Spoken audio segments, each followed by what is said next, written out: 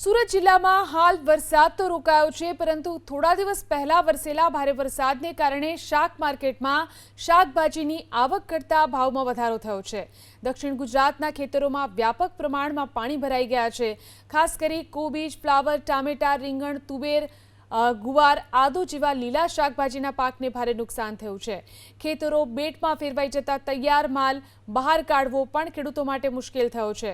સુરત અને દક્ષિણ ગુજરાતમાં મોટા ભાગની શાકભાજીની આવક પાડોશી રાજ્ય મહારાષ્ટ્રથી થતી હોય છે, પરંતુ ત્યાં પણ અતિ ભારે વરસાદને કારણે મુખ્ય માર્ગો અને હાઈવે ઉપર પાણી ફરી વળ્યા છે। છેલ્લા 2-3 દિવસથી ટ્રાન્સપોર્ટેશન કનેક્ટિવિટી ખોરવાતા શાકભાજી ભરેલી ટ્રકો સુરત સુધી સમયસર પહોંચી નથી શકી। માર્કેટમાં માંગની સામે સપ્લાય નહીવત હોવાથી ભાવ આસમાને પહોંચ્યા છે। વેપારીઓએ ચિંતા વ્યક્ત કરી છે કે આ પરિસ્થિતિમાં માત્ર ગૃહિણીઓ જ નહીં, પરંતુ આખા વર્ષની આશા રાખીને બેસેલા સૌથી વધુ પાયમાલ થયા છે।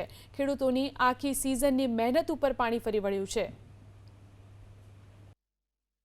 સુરત, દક્ષિણ ગુજરાત અને મહારાષ્ટ્ર એમાં ભારેથી અતિ ભારે વરસાદ થવાના કારણે અને એમાં પણ ખાસ કરીને ખેડૂતોના ખેતરોમાં પાણી ભરાઈ જવાના કારણે રોડ રસ્તાઓ પર જે પાણી ફરી વળેલા, તો ટ્રાન્સપોર્ટેશનની તકલીફના કારણે છેલ્લા 2 દિવસથી શાકભાજીના ભાવોમાં વધારો થયો છે।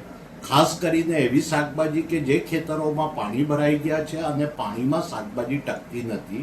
કોબીજ છે, ફ્લાવર છે, ટમેટા છે, રીંગણ છે, તુવેર સિંગ છે, ગુવાર છે, આદુ છે, આવી શાકભાજીના ભાવોમાં અમારા ત્યાં વધારો થયો છે।